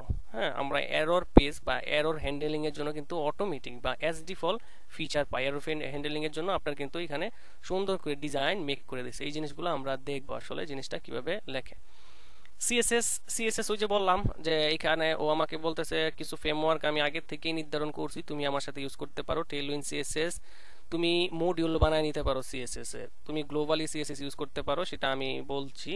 তারপরে তুমি এক্সটার্নাল স্টাইল শিট অ্যাড করতে পারো, অন্য আরেকজনের সিএসএস তুমি তোমার প্রজেক্টে অ্যাড করতে পারো। সার্চ, হ্যাঁ সার্চ ইউজ করতে পারো। সার্চ হয়তো আমরা স্টাইল কম্পোনেন্টের মতো দেখি যে সিএসএস যেই ওয়েবসাইটগুলো মূলত সিএসএস এর উপর নির্ভর করে, যেমন থিম ফরেস্ট একটা প্ল্যাটফর্ম আছে যেখানে আসলে সিএসএস কে অনেক প্রায়োরিটি দেয়, যে এইভাবেই সিএসএস লিখতে হবে, সিএসএস এর কাস্টমাইজেশন গুলা আর্কিটেক্ট যেই জিনিসগুলো আছে ওইটা একবারে নাইস। হ্যাঁ, এই জিনিসগুলো কিন্তু সার্চ দিয়ে আমরা করতাম, বাট এইখানে বলছে যে তুমি সার্চ ইউজ করতে পারবো সিএসএস এর জন্য, তুমি সিএসএস গুলো জেনারেট করে, যেই সিএসএস গুলো শুধু লাগবে ওইটা জেনারেট করে তৈরি করতে পারবো সার্চের মাধ্যমে। সিএসএস ইন জেএস জাভা স্ক্রিপ্টের মধ্যে তুমি সিএসএস লিখতে পারবা, জাভা স্ক্রিপ্টের মতো করে তুমি সিএসএস লিখতে পারবা, জাভা স্ক্রিপ্টের ভিতরে তুমি সিএসএসটা ইমপ্লিমেন্ট করতে পারবা। At the same time image optimisation, ওই যে এখন আসছে যে অপটিমাইজেশন, ইমেজের অপটিমাইজেশন আসলে কিরকম। আমরা হয়তো বা রিয়েক্টের প্রজেক্টে যখন কাজ করছিলাম ওই সময় দেখছি যে আমাদের ওয়েবসাইটে তো মূলত অনেক ইমেজ ইউজ করতে হয় ই কমার্স বা ব্লগ টাইপ ওয়েবসাইটে। সো এটার জন্য কিন্তু আমরা কম্পোনেন্ট বানিয়ে নিছিলাম না। সো এই কম্পোনেন্ট আর বানাতে হবে না, ও আমাকে নিজে কম্পোনেন্ট বানিয়ে এখানে দিয়ে দিচ্ছে যে ইমেজ নামে একটা কম্পোনেন্ট আছে, তুমি শুধু ইউজ করো। কোথায় থেকে? Image from next image, next আমাকে ইমেজ কম্পোনেন্ট কিন্তু মেক করে দিছে। এবং এখানে হয়তো বা আমরা এসআরসির মধ্যে আর অল্টের ভিতরে কিছু মানে অ্যাট্রিবিউটের ভ্যালুগুলো দিছি, অ্যাট্রিবিউটের ভ্যালু দিছি, বাট উইথ হাইট অনেক সময় আমরা দেই নাই। সো একটা ইমেজের উইথ আমরা জানি হয়তো বা একটা লোক ইউজ করলে হয়তো বা 100 পিক্সেল বা 50 পিক্সেলের একটা ইমেজ হয়, বাট আমরা কিন্তু কোনো উইথ হাইট নির্ধারণ করে দেই না, অটোমেটিক এই জিনিসগুলো কিন্তু বসছে, বাট এটা মেনটেনেবল ছিল না। সো নেক্সট আমাকে বলে তুমি উইথ এবং হাইট ফিক্স করে দাও কত পিক্সেলের লাগবে, তাহলে তোমাকে আর আমি এক্সট্রা যেই জিনিসগুলা এক্সট্রা যেই লোডগুলা এই জিনিসগুলা কিন্তু কমিয়ে দিব, তোমাকে কাস্টমাইজ করে দিব। সো আপনি যদি এখানে নাও দেন তাহলে ম্যানুয়ালি ওই জিনিসগুলোকে 500 করে নেবে। সো এখানে দিয়ে দেওয়াটাই আসলে ভালো। সো রিমোট ইমেজ বলতে হচ্ছে যে আমি অনলাইন থেকে যে ইমেজগুলো ইউজ করবো ওই ইমেজকে বলছি। সো এখানে সুন্দর করে কাস্টমাইজ করে দিচ্ছি। ইমেজ যদি আপনি কনফিগার করতে চান অন্য একটা জায়গা থেকে, তাহলে কিন্তু এইভাবে প্রোটোকল বলে দিতে হবে। এই জিনিসগুলো আমরা পরবর্তীতে দেখব। ফন্ট অপটিমাইজেশন, ফন্ট অপটিমাইজেশন বলতে বোঝায় ওই যে আমরা গুগলের ফন্ট ইউজ করতাম, এখন কিন্তু আমাদের আর গুগলের ফন্ট ইউজ করবো না, আমরা নেক্সট থেকে ফন্টগুলো ইউজ করব। সো নেক্সটে ফন্ট ইউজ করার জন্য আমাদের, আমি যদি এখানে যে টাইপ স্ক্রিপ্ট আছে জাভা স্ক্রিপ্টে যাই তাহলে দেখেন কিভাবে ইউজ করে। আমরা হয়তো বা ফন্ট ইউজ করার জন্য বলে দিতাম যে এইটা হচ্ছে ফন্ট ফ্যামিলি পপিন বা এখানে পটকবা, বাট এইখানে এইখানে আপনি প্রথমত নেক্সট থেকে এই কালেকশনটাকে ধরে উপরে লিখে ফন্ট ওয়েটটা ডিক্লেয়ার করে এখানে ইউজ করতে হবে ক্লাস নেম, তারপরে ফন্টের ক্লাস নেম। সো এই জিনিসগুলো আমরা দেখব, বাট এইটা মনে রাখেন যে আপনার ওয়েবসাইটটা অনেক অপটিমাইজ এবং কাস্টমাইজ, আপনি এই ওয়েবসাইটটা নিয়ে গর্ব করার মতো। এবং এই জিনিসগুলোর জন্যই মূলত এখন বড় বড় জায়ান্ট কোম্পানি বা রিসেন্ট যেই প্রজেক্টগুলো করা হয় ওয়ার্ল্ড ওয়াইড, নেক্সট.জেএস হচ্ছে প্রায়োরিটি বা বলতে পারেন সবচেয়ে প্রিফারেবল। হ্যাঁ, লোকাল ফন্ট আপনি ইউজ করতে পারেন, কোনো সমস্যা নাই। আমি চলে যাই হচ্ছে meta data and then use image. Meta data নিয়ে আমরা এখন স্টাডি করতে পারবো না, বিকজ আমরা এখনো নেক্সট ইনস্টলই করি নাই। আর route handle and middleware, so middleware অবশ্যই জিনিসটা অনেক ইম্পর্টেন্ট। ডেপ্লয় করতে গেলে আমাদের এই জিনিসগুলো চেক করে নিতে হবে যে নোড যে সার্ভার ডকার কন্টেইনার এই জিনিসগুলো অপশনাল, ডেপ্লয় অপশন জিনিসগুলো আছে, ফিচারগুলো দেওয়া আছে। তো নেক্সট আসলে অনেক মেইনটেনেবল। হ্যাঁ, আমরা এই জিনিসগুলো আপাতত এখন স্কিপ করি, না হলে এই জিনিসগুলো আমাদের কাছে একটু ডিফিকাল্ট মনে হবে। আমরা যদি আপগ্রেডিং এর মধ্যে যাই তাহলে অবশ্যই কিছু দেখতে পারবো। এখানে আরো কিছু অপশন আছে। গাইডের মধ্যে যাওয়ার পরে এখানে আছে অথেন্টিকেশন। হ্যাঁ, অথেন্টিকেশনের জন্য নেক্সট.জেএস হচ্ছে বেস্ট। আপনি ওকে থ্যাংক ইউ দিবেন। যে আমি যদি এখানে লিখি যে নেক্সট অথ, এই যে নেক্সট অথ, সো এখানে আপনি যে কোনো টাইপের অথেন্টিকেশন পাবেন। আমি যদি গেস্টারের মধ্যে ক্লিক করি তাহলে আপনি দেখবেন যে এমন কোনো অথেন্টিকেশন নাই ফায়ারবেজের মতো, একবারই ইজি। আপনি যদি এখানে যদি নেক্সট অথে যান, প্রোভাইডারে আমি ক্লিক করি, তাহলে আপনি এখানে দেখতে পারবেন যে আসলে কত টাইপের অথেন্টিকেশন আপনি করতে পারবেন। এই জিনিসগুলোর নামও হয়তো বা আপনি শোনেন নাই। অ্যাপেল, হ্যাঁ, তারপর হচ্ছে অথ জিরো, বক্স, এইখানে আপনি অ্যামাজন, তারপর হচ্ছে কনবেস, ডিসকোডের সাথে আপনি অথেন্টিকেশন করতে পারবেন। আমি যদি নিচের দিকে যাই, আপনি গিটহাবের সাথে করতে পারবেন। ফেসবুক তো এগুলা কমেনি, গুগল, ইনস্টাগ্রাম, তারপরে হচ্ছে লাইন, লিঙ্কডইন, এইখানে নেটলিফাই। দেখেন নেটলিফাইয়ের সাথেও আপনি অথেন্টিকেশন করতে পারেন। অথেন্টিকেশন মানে কি, ওই যে আপনি অনেক সময় অ্যাকাউন্ট করতে গেলে আপনি লেখা থাকে যে continue with Google, continue with Facebook, ওইটার কথা বলছি, যে এই জিনিসগুলো আপনি ইজিলি ইউজ করতে পারবেন। তো এখানে দেখেন স্পটিফাই, তারপরে টুইটার, বিকে, হ্যাঁ, জুমের সাথে পর্যন্ত আপনি অথেন্টিকেশন করতে পারেন। অথেন্টিকেশনের জন্য কিন্তু এটা বেস্ট। হ্যাঁ, অ্যাডাপ্টারের মধ্যে যদি যাই, আমি একটু খুঁজি। অ্যাডাপ্টারের মধ্যে যাওয়ার পরে এখানে দেখেন আপনার যে ডেটাবেসগুলো কার সাথে, আপনি দেখেন অ্যাডাপ্টার মানে নতুন একটা ডেটাবেসের সাথে আপনি অথ করতে পারবেন। হ্যাঁ, আপনি দেখেন কত জিনিসগুলা কত ইজি এবং ফ্যান্সি টাইপের। আমি একটু লিঙ্কডইনে যাই। লিঙ্কডইনে, এই যে লিঙ্কডইনের সাথে মনে করেন আপনি অথেন্টিকেশন অ্যাড করবেন। সো আপনাকে বলছে যে শুধু তুমি এই কোডটা লেখো, ইনপুট করো, আর এখানে প্রোভাইডারের ভিতরে তুমি ওই যে এপিআই কি লিঙ্কডইন ক্লায়েন্ট সিক্রেট এই জিনিসটা দাও এবং ক্লায়েন্ট সিক্রেটের আইডিটা দাও। সো আমার কিন্তু অ্যাড হয়ে যাবে। কত ইজি অথেন্টিকেশন আমি করতেছি, কত ইজি ওয়েতে। নেটলিফাইতে করার জন্য ওই যে এরকমই, এইটাকে ইনপুট করো, তারপরে হচ্ছে ওই যে নেটলিফাইয়ের ক্লায়েন্ট আইডি, নেটলিফাইয়ের ক্লায়েন্ট সিক্রেটটা দিয়ে দাও। অথেন্টিকেশনের জন্য এটাকে আপনি কি থ্যাংক ইউ দিতে হবে যে আসলে এই নেক্সট অর্থটা হচ্ছে সেরা। ফেসবুকের মধ্যে ফেসবুকের ক্লায়েন্ট আইডি, ফেসবুকের ক্লায়েন্ট সিক্রেট, এবং আমাদের এই জিনিসটা ইনপুট করলে আমার কিন্তু এটা ডান। সো কত ইজি দেখেন এই জিনিসগুলা। আমি আরেকটু পরে যাব। ওকে, আমি যদি এখান থেকে যে কোনো একটাতে হিট করি, মনে করেন ডিসকোডে হিট করলাম, করার পরে আমি যদি এখানে আমার অনেক অপশন আমি পাচ্ছি যে ডিসকোডে আমি অ্যাড করতে পারবো। অ্যাডাপ্টরে যদি ক্লিক করি, এখানে অ্যাডাপ্টর মানে কি, মানে আমি একটা অথেন্টিকেশন অ্যাড করছি এবং আমি অন্য ডেটাবেজের সাথে অ্যাড করবো। লাইক আমি ফায়ারবেজের সাথে করতে চাচ্ছি। শুধু ফায়ারবেজ না, আপনি যদি এখানে ডেটাবেজে ক্লিক করেন, অফিসিয়াল অ্যাডাপ্টার মানে অফিসিয়ালি ওরা সাপোর্ট করে এই টাইপের ডেটাবেজের সাথে আপনার অ্যাডাপ্টারটা ইউজ করতে। সো এইখানে যদি একটু ক্লিয়ার করেন ফায়ারবেজ, মানে ফায়ারবেজে আপনি একটা অ্যাপ্লিকেশন করছেন, সো এখন নেক্সট এই প্রজেক্টটা আপনি নিয়ে আসতে চাচ্ছেন। সো অথেন্টিকেশন তো আমার আবার সেট আপ করতে হবে। সো শুধু আমি ফায়ারবেজকে অ্যাডাপ্টার হিসাবে বলতে পারেন যে ছোট ভাই, ওইটার মাধ্যমে আপনি কানেক্ট করে দিতে পারেন। সো কানেক্ট করার জন্য বেশি কিছু না, এই যে এইটাকে ইনস্টল করেন অ্যাডমিন প্যানেলে, এই কিগুলো বসায় দেন এন্ড কনফিগারেশন করেন হচ্ছে এই কোড দিয়ে। তার মানে হচ্ছে ফায়ারবেজের যে অথেন্টিকেশন আপনি অলরেডি করা ছিল, এই জিনিসগুলো আপনি নতুন প্রজেক্টে এই যে আপনার নেক্সট অথ দিয়ে আপনি অ্যাড করতে পারবেন। সো এই জিনিসগুলো কত ফেন্সি হয়ে গেছে অবশ্যই আপনারা বুঝতে পারছেন। এখানে শুধু এইখানে আরো অনেক অনেক ডেটাবেসকে ওরা সাপোর্ট করে, প্রিজমা, ফায়ারবেস, তারপরে হচ্ছে এখানে ডাইনামো ডিবি। সো এই ডেটাবেসটাও ইজি আছে ফায়ারবেসের মতো, আরো অনেক ইজি। তারপরে হচ্ছে এখানে যদি মঙ্গোডিবি যেটা আমাদের আমাদের মানে মডিউলে আছে, মঙ্গোডিবি জিনিসগুলা আমরা এখানে মানে মঙ্গোডিবির অথেন্টিকেশন আপনি এই জিনিসগুলাতে অ্যাড করতে পারবেন। সো এই জিনিসগুলো অনেক হ্যাসেল ফেস হয়ে গেছে বিকজ অফ আপনি নেক্সট এর অথ ইউজ করতে চাচ্ছেন। সো আমি যদি এখানে আরো কিছু অপশন দেখি, যেহেতু এইখানে একদিনে আসলে মডিউল নিয়ে স্টাডি করা বা আসলে সবকিছু দেখানো পসিবল না। অথেন্টিকেশনে ছিলাম, তারপরে যে back end for front end caching জিনিসটা দেখছি যে ক্যাশ করতে হলে আমাদের কি করতে হবে, UI builder caching, content security policy. দেখেন আপনার কন্টেন্ট গুলো আপনি সিকিউরিটি করবেন, সিকিউর করবেন। সো এর জন্য ও পলিসি দিয়ে দিছে যে কোডগুলো লেখার জন্য তুমি তো আগে শুধু বসাই চল লেখছো, বাট এই পলিসি গুলো তুমি অ্যাড করো। হ্যাঁ, নেক্সট রেসপন্সের মধ্যে সার্ভার থেকে তুমি কোনো কিছু নতুন কিছু অ্যাড করবা। ও কিন্তু আমাকে বলে ওই যে ডেটাবেজের মতো যে আমরা যখন ডেটা সাজাই মেবি আমাদের স্কিমা বানাইতে হয় যে এই টাইপের ডেটাই যাবে।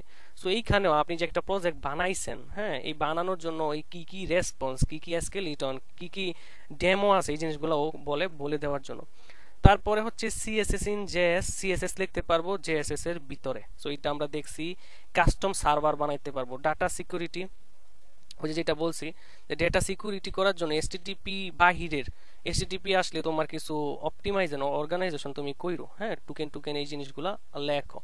সো আমি এই জিনিসগুলা আর দেখাচ্ছি না। Debugging, debugging and testing, website আপনি বানায় ফেলছেন, ডিবাগিং করছেন, টেস্ট করছেন যে আসলে কোন জায়গায় কি ভুল না করেন না, আপনি দেখেন এইখানেই ডিবাগ করতে পারবেন। সো এই জিনিসগুলো কিন্তু আপনাকে নেক্সট দিচ্ছে। ডার্প মোড এখন লাগবে না। ইনভারমেন্ট ভেরিয়েবল, ওই যে আপনি ইএনবি ফাইল যখন ব্যাকএন্ড নিয়ে কাজ করবেন যে আমাদের রাউট থেকে ডেটা আসবে, ডেটাবেজের অ্যাক্সেস তো আমি সবাইকে দিব না। হ্যাঁ, এই জিনিসগুলো আমাদের ইনভারমেন্ট ভেরিয়েবলে যায়। যে ইনভারমেন্ট ভেরিয়েবলের জন্য কিন্তু আমাদের ওই স্ট্রাকচার দিয়ে দিছে।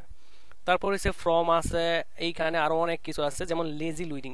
এইগুলা কিন্তু জাস্ট অপটিমাইজ কম্পোনেন্ট বা অপটিমাইজ ইনভায়রনমেন্ট, প্রত্যেকটার জন্য কিন্তু আলাদা আলাদা জিনিস সেট করে দিছে।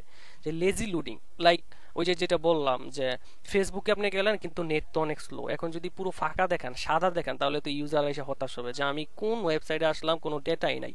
বাট আপনি যদি এরকম একটা স্কেলিটন পাঠায় দেন, মানে কন্টেন্টের মতো করে, মানে একটু দেখাচ্ছে বা দেখাচ্ছে না ঘোলা টাইপের, তাহলে কিন্তু ইউজার আর হতাশ হবে না। ও ভাববে যে কন্টেন্ট অবশ্যই এখানে আছে, বাট মেবি আমার এখানে ইন্টারনেট স্লো, এই জন্য আসতে লেট হচ্ছে। সো লেজি লোডিং, যে ওয়েবসাইট আসার আগে একটা লোড নিয়ে আসবে, হ্যাঁ, ওয়েবসাইটের কন্টেন্ট গুলো আসতে তো একটু সময় লাগবে। সো এইগুলা কিন্তু কাস্টমাইজ। তারপরে ডেভেলপমেন্ট এনভায়রনমেন্ট, আপনি ওয়েবসাইটটা দিন শেষে রাখবেন, রাখার জন্য কিছু পলিসি, কিছু রুলস রেগুলেশন আছে, এই জিনিসগুলা ও বলছে যে এরকম ভাবে করো। তারপরে এখানে যদি একটু যাই, মিডেক্স মেমোরি ইউজ করার জন্য, মানে একবারে আপনি একটা ওয়েবসাইট তৈরি করবেন, এটাকে কাস্টমাইজ করার জন্য তো একটা জায়গায় রাখবেন, দেখার জন্য তো এই জিনিসটা একটা জায়গায় রাখবেন, সব কিছু এখানে দিয়ে দিছে যে আপনার কখনো আর হেসেল ফেস করতে হবে না, অন্য কিছু প্যাকেজ টেকেজ ইনস্টল করার দরকার নাই। ইভেন ইফ টেস্টিংও দিয়ে দিছে। তো টেস্টিং এর মধ্যে আছে জেস, তারপর হচ্ছে প্লে হোয়াইট, বিস্টা, হ্যাঁ, বি টেস্ট। সো এই জিনিসগুলো কিন্তু ইন্টারভিউতে জিজ্ঞেস করবে যে নেক্সটের মধ্যে কি কি টেস্টিং ফরম্যাট আছে। সো আপনারা এখানে একটু আসবেন, একটু মডিউলটা নিয়ে দুই একদিন স্টাডি করবেন। হ্যাঁ, এই জিনিসগুলো এত কঠিন না, বাট প্রথম অবস্থায় আপনাদের একটু অদ্ভুত লাগবে, বাট দেখতে দেখতে ডকুমেন্টেশন পড়তে পড়তে এই জিনিসগুলো চলে আসবে। ভিডিও রাখার জন্য ও আমাকে বলে দিছে যে ভিডিও ট্যাগ নাও, তারপরে সোর্স ট্যাগ নাও, তার ভিতরে তুমি লোকেশন দাও। সো এই জিনিসগুলো অনেক অর্গানিক কিন্তু। হ্যাঁ, তারপরে সিএলআই বলতে কি বোঝায়, যেমন আমরা সিএলআই বলতে ওই যে সেট সিএন ইউজ করি, তারপরে রিয়েক্টের নিজস্ব কিছু সিএলআই আছে। সো এই জিনিসগুলো এখানে কিন্তু পাচ্ছেন। কম্পোনেন্ট, কম্পোনেন্টের মধ্যে ক্লিক করে যে ইমেজ কম্পোনেন্ট, ফন্ট আপনাকে কম্পোনেন্টের মতো করে দিচ্ছে, ফর্ম কম্পোনেন্ট আছে, লিঙ্ক কম্পোনেন্ট আছে, স্ক্রিপ্ট কম্পোনেন্ট আছে, এই জিনিসগুলো কিন্তু ও দিয়ে দিছে। ফাংশন কনফিগারেশন, কনফিগার করবেন আপনার প্রজেক্টগুলো, এই জিনিসগুলো এখানে আছে।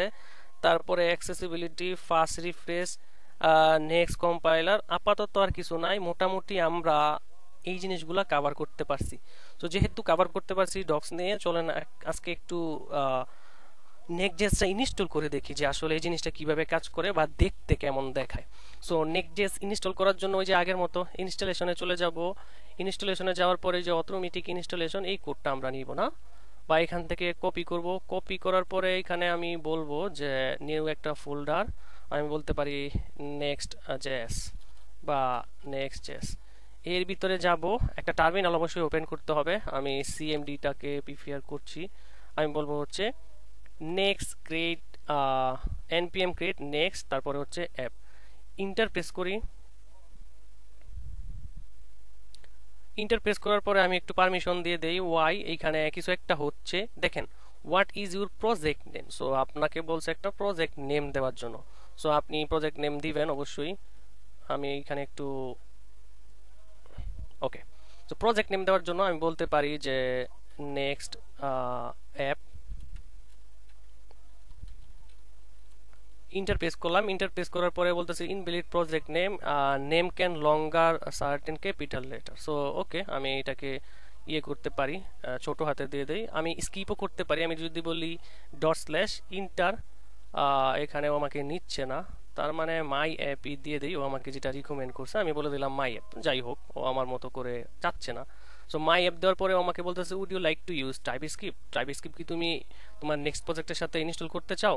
ও কিন্তু রিকমেন্ডেড ইউএসডি দিয়ে দিচ্ছে। আমি এর বাটন ক্লিক করে কিবোর্ড থেকে এগুলো চেঞ্জ করতে পারবো, রাইট এবং লেফট।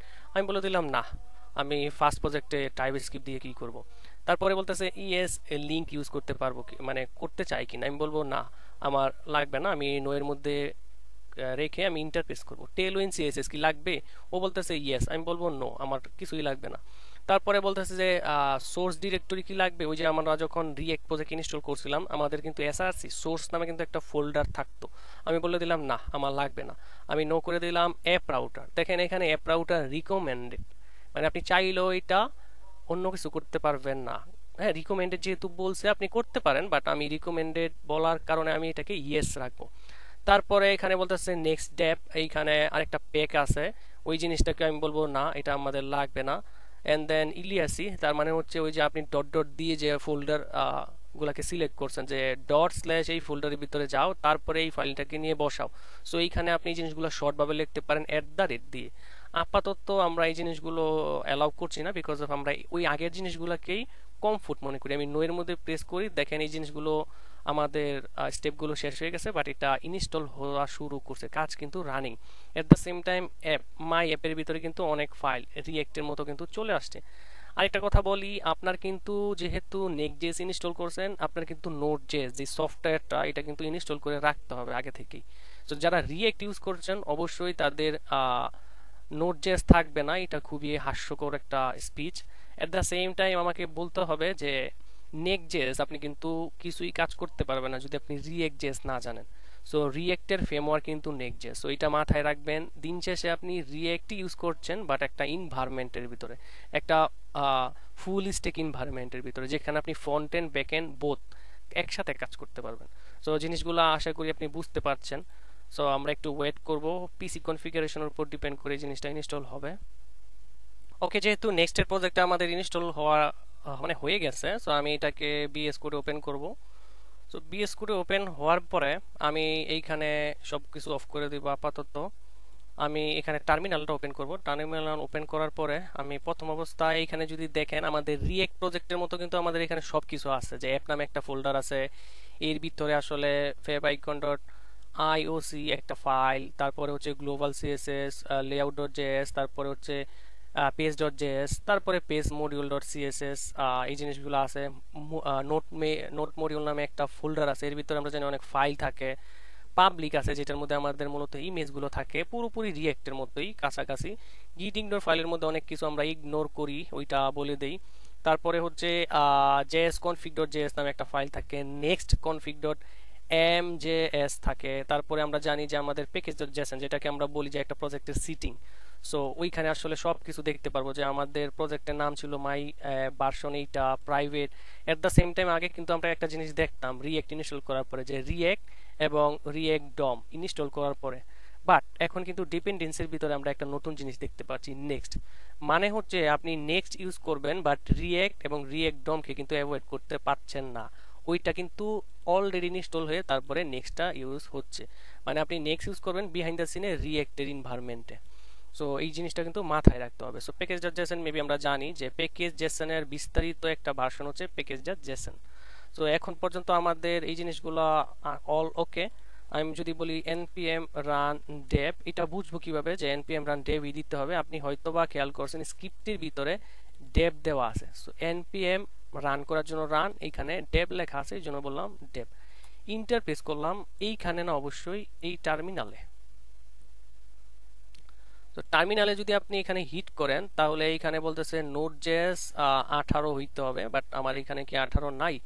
সো আমি কি এখানে npm সরি আমি বলতে পারি নোড ড্যাশ বি, নোডের ভার্সনটা আমি দেখতে চাচ্ছিলাম।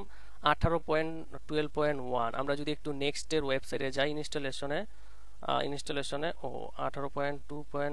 লেটার, মানে এর বেশি হতে হবে, 18-এর বেশি হতে হবে। সো আমরা তো এখানে বেশি দেখতে পাচ্ছি, বেশি নাই তো, 18.18 লাগবে। সো আমাদের এখানে লাগবে হচ্ছে, এখানে হচ্ছে 12। সো আমাদের অবশ্যই আপডেটেড করতে হবে।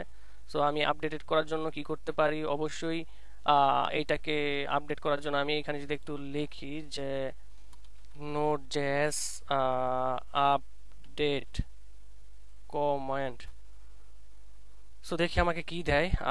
Node.js এর জন্য আমাকে আলাদা করে ম্যানুয়ালি করতে হবে, নাকি এখানে আমি বলতে পারি যে npm install gn, এই কোডটা কি নিলে হবে? দেখি তো, আমি এখানে বলে দিই কন্ট্রোল বি, npm install হবা গ্লোবালি জিটা আদা, আমি প্রবলেমে পড়ছি maybe. npm install node updating Node.js involve different code was initial. So আমি আপাতত এই জিনিসগুলো নিয়ে আর বিজি হতে চাচ্ছি না। আমি এক কাজ করব, আমি এখানে Node.js-টা একটু আবার ডাউনলোড করে দিই। Node.js নোড ডাউনলোডে যাব, এন্ড এটাকে ডাউনলোড করে ইনস্টল করে নেব। হ্যাঁ, আগের মতোই, যে এই যে উইন্ডোজ ইনস্টলার, এটা ডাউনলোড হোক, তারপর ইনস্টল করে নিব। তার আগে আমি অ্যাপে যে এটাকে কি করব, একটু আনইনস্টল করে নেব।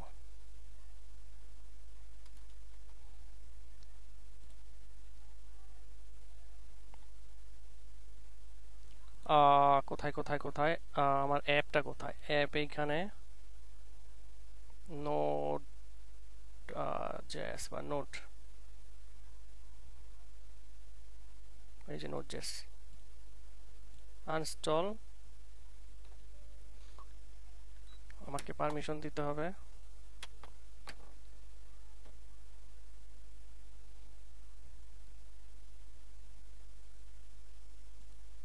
সো এইখানে এটা আমাদের থাক, আমাদের মনে হয় ডাউনলোড হয়ে গেছে। আমার এইটাও লাগছে না আপাতত। আমি ফোল্ডারে যে ডাউনলোডে যে এইটাকে বলবো ইনস্টল, মানে double click, next and then next, সব কিছু নেই। এই যে automatic install the necessary tool, এটাতে আমি চেক মার্ক দিব না, কারণ এটা দিলে আমাদের সময় বেশি লাগবে। আমি ইনস্টলে ক্লিক করব, ইয়েসে ক্লিক করব, অবশ্যই এটা আমার আপডেটেড এবং লেটেস্ট ভার্সনটা চলে আসবে।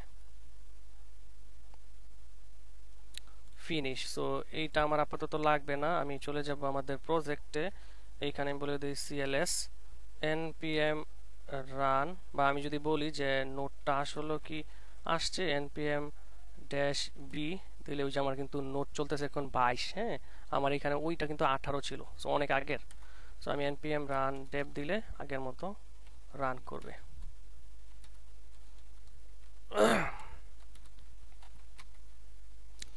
এই জিনিসটা এখানে ফেস করছি, কারণ পাওয়ার শেলে এই জিনিসটা রিসেন্টলি প্রবলেম ফেস করতেছে, এটা সলভ করতে হবে। আমি বলে দিলাম নতুন একটা টার্মিনাল গিট ব্যাশ। সো এটাতে হিট করার পরে ফাইনালি আমি কিন্তু এই রেজাল্টটা দেখতে পারবো। হ্যাঁ, রেজাল্ট দেখতে পারবো বলতে এখানে একটা আমাকে একটা লোকাল হোস্ট দিবে, যেটাতে আমি হিট করলে আসলে এই জিনিসটা দেখতে পারবো, ওয়েবসাইটটা দেখতে পারবো। লোকাল হোস্টের মধ্যে আমি ক্লিক করি, এইখানে এসে যদি হিট করি তাহলে আমি দেখতে পারবো আসলে নেক্সট জেএস এর মধ্যে যা আমাদের থাকার কথা ওইটা।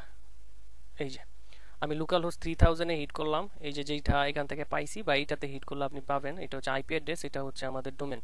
সো লোকাল হোস্ট 3000 এ হিট করলে আমি কিন্তু এই লেখাটা দেখতে পারবো। মানে আমরা যখন রিঅ্যাক্ট বাইট ইনস্টল করছিলাম, আমাদের কিন্তু একটা এসডি ফল ইউআই ছিল। সো অ্যাজ লাইক অ্যাজ আমরা এইখানে নেক্সটের মধ্যেও কিন্তু এই জিনিসটা দেখতে পাচ্ছি। সো এইখানে আমরা অবশ্যই নেক্সট ক্লাসে এটাকে কন্টিনিউ করব, বাট এইখানে হয়তো আমরা জানি যে নেক্সট.জেএস আমরা ইউজ করি হচ্ছে এসইও ফ্রেন্ডলির জন্য। এটা কিভাবে প্রমাণ করব, সেটা হচ্ছে আপনি যদি এখানে ভিউ সোর্স কোডের মধ্যে যান, আপনি যদি যে এখানে র্যাপ করেন, তাহলে দেখবেন এইখানে যা যা লেখা আছে, ফর এক্সাম্পল এখানে গেট স্টার্ট এই লেখাটা আছে, আমি তো এসইও করব, রাইট? সার্চ ইঞ্জিন অপটিমাইজেশন, মানে গুগলে আমার একটা জিনিস, একটা ওয়েবসাইট, একটা টাইটেলকে ধরে আমি এসইও করলেই তো আমাদের কেউ এই টাইপের লেখা লিখলে যেন আমার এই ওয়েবসাইটটা ফ্রন্ট-এন্ডে আসে বা র্যাঙ্কে আসে, এটার জন্য এসইও করতে হয়। সো আমরা হয়তোবা জানি রিয়েক্টের অ্যাপ্লিকেশন এসইও ফ্রেন্ডলি না, এসইও করা যায় না। কেন করা যায় না? আমি যদি একটা রিয়েক্টের প্রজেক্টে যাই, এই যে এইটা রিয়েক্টের, আমি যদি এটাকে ভিউ সোর্স পেজের মধ্যে যাই, দেখেন এখানে বডির ভিতরে কোনো কিছু লেখা নাই। এত বড় একটা ওয়েবসাইট, আমি যদি এখানে ওই যে এই নামটা ধরে খুঁজি, কন্ট্রোল সি, এইখানে এসে যদি কন্ট্রোল এফ দিয়ে খুঁজি, তাহলে কিন্তু কিচ্ছু পাবেন না, কিচ্ছু কিন্তু না। এটা রিয়েক্টের অ্যাপ্লিকেশন। বাট আমি যদি একটু ওই যে এইটা আমাদের নেক্সট জেএস এর, এই যে নেক্সট জেএস এর ভিতরে এইখানে আছে ওই যে গেট স্টার, এটাকে যদি আমি কন্ট্রোল দিয়ে এফ দিয়ে আমি যদি এইখান থেকে আমি বলি যে সেভ অ্যান্ড সেভ লেখাটা দেখাও আছে কিনা, কন্ট্রোল এফ দেওয়া, এটা কন্ট্রোল বি দিয়ে ওই যে দেখেন সেভ এইখানে আছে এল এর ভিতরে, এবং এটা দুইটা লেখা পাইছে। অ্যাজ লাইক এজ আমি যদি বলি যে লান লেখাটা কোথায় আছে, হ্যাঁ লান লেখাটা কোথায় আছে, সো ও কিন্তু আমাকে এইখানে জিনিসটা দিচ্ছে। সো যেহেতু দিচ্ছে, তাহলে আমি এটাকে ধরে এসইও করতে পারবো, যে আমাকে কিন্তু দিয়ে দিছে। সো এইটা কিন্তু আমরা জানি যে নেক্সট, এটা কিন্তু আমাদের সার্ভার সাইড মানে ব্যাকএন্ডে তৈরি হয়েছে, বাট এসইও করতে দেয়। রিয়েক্টের সাথে নেক্সটের বড় একটা পার্থক্য হচ্ছে এইটাই, যে রিয়েক্ট কিন্তু আমরা জানি ক্লায়েন্ট সাইড, মানে ওয়েবসাইটটা অনেক ফাস্ট হয়, সিঙ্গেল পেজ, বাট এটা কিন্তু ক্লায়েন্ট সাইড মানে ক্লায়েন্টে ফ্রন্ট এন্ডে এটা লোড নেয়, এই জন্য এত ফাস্ট আমরা জানি। বাট বাট নেক্সটের প্রজেক্ট কিন্তু ব্যাকএন্ড থেকে সার্ভার থেকে লোড হয়ে আসে। এট দ্য সেম টাইম এই ডেটাগুলো কিন্তু এখানে দেখা যাচ্ছে, তার মানে এসইও করতে পারছি, ওয়েবসাইটও ফাস্ট। সো দিন শেষে এই জন্যই নেক্সট.জেএসটা সবার কাছে এত জনপ্রিয় এবং নেক্সট সবাই ইউজ করতে চায়। তো যাই হোক, আমাদের নেক্সটের প্রজেক্টটা ইনস্টল করছি। নেক্সট ক্লাসে আমরা হয়তো বা এর পরবর্তী জিনিসগুলো দেখবো। এই জিনিসগুলো আছে কোথায়, যে টেক্সটগুলো এইগুলো আছে হচ্ছে আমাদের অ্যাপের ভিতরে। এই যে এইখানে সর্বপ্রথম আমরা কয়েকটা ফাইল দেখবো, যেমন আমরা রিয়েক্টের মধ্যে দেখছিলাম app.jsx, এইখানে কিন্তু কোনো ফাইলের নাম jsx নাই, সব js। সো jsx ও নিতে পারেন, jss ও নিতে পারেন। অ্যাপের ভিতরে প্রথম অবস্থায় আপনি দেখবেন একটা ফাইল আছে layout.js, এটার মধ্যে ক্লিক করলে দেখবেন আপনি এইখানে এইখানে তো অবশ্যই কিছু লেখা আছে, এই জিনিসগুলো আপাতত আমি কেটে দেই। এইখানে এসে দেখবেন যে HTML দেওয়া, তারপরে বডি আছে, এই বডির ভিতরে আরো কিছু জিনিস দেওয়া আছে, চিলড্রেন দেওয়া আছে। এই চিলড্রেনটা আসলে কোথায় থেকে আসে, এটা হচ্ছে page.jss এর ভিতরে আছে। সো page.jss এর ভিতরে অনেক কন্টেন্টস আছে, এই জন্য এই জিনিসগুলো দেখাচ্ছে। আমি কি করব, এটাকে কন্ট্রোল এ দিয়ে সবকিছু করব ডিলিট করে। page.jss এর ভিতরে আমি বলবো আর এ, বলতে পারি RFC, আমরা কিন্তু RAFC দিতাম। সো এখানে RAFC দিলেও কোনো প্রবলেম হবে না। এইটা যেই কথা আপনার RFC দিলে ওই সেম কথা, ওই এক্সপোর্ট একসাথে করছে। সো এখানে পেজ লেখা আছে, এইখানে চিলড্রেনের মধ্যে এই জিনিসটা আসবে। সো আমি যদি এখানে এসে রিলোড দেই, তাহলে দেখবেন যে এইখানে কিছু প্রবলেম দেখাচ্ছে, বিকজ অফ আমরা মনে হয় ডিলিট করছিলাম। এইটা কেটে দিই। এখন যদি আসি, এসে দেখবো যে কি সমস্যা, কি কিছু একটা কেটে দিছিলাম মনে হয়, না আমি এই জিনিসগুলোকে রেখে তারপরে এখানে ওই যে পেজ চলে আসছে। সো এটা কিন্তু আমাদের ডান, যে আমরা এখানে পেজেস এর ভিতরে যা কিছু লিখবো, আমি যদি বলি একটা h1 ট্যাগ থাকবে, যে h1 একটা ট্যাগ থাকবে যে this is next JS first class. So দিন শেষে কিন্তু আপনি এসে যে এখানে দেখতে পারবেন। সো আপাতত এতটুকুই। আমরা আবারও বলে দেই, অ্যাপ হচ্ছে আমাদের ওই যে এসআরসির মতো ফোল্ডার, আমাদের টপ লেভেল ফোল্ডার। এর ভিতরে আমাদের প্রথম অবস্থায় আমরা যাব হচ্ছে layout.js। layout.js এর ভিতরে যে HTML এবং বডি ট্যাগ শুরু ও শেষ, এর ভিতরে আমাদের চিলড্রেন আছে। দ্যাটস মিন আমরা এর চিলড্রেন গুলো ইউজ করবো কোথায়, page.js এর ভিতরে। এর ভিতরে আমরা যা খুশি তা লিখবো, তাই পাবে। আমি যদি বলে দেই যে পি ট্যাগ লরেম 300 ওয়ার্ড, এটা আসবে না, বিকজ অফ আমরা জেএস ফাইল ইউজ করতেছি। এটাকে আপনি JSX বানিয়ে নিতে পারেন, তাহলে সার্চ করবে, বা হাতে লিখতে পারেন যে this is Sajib Khan, I am from Bangladesh, হ্যাঁ whatever it is. So যাই লেখেন আপনি কিন্তু যেখানে এসে দেখতে পারবেন।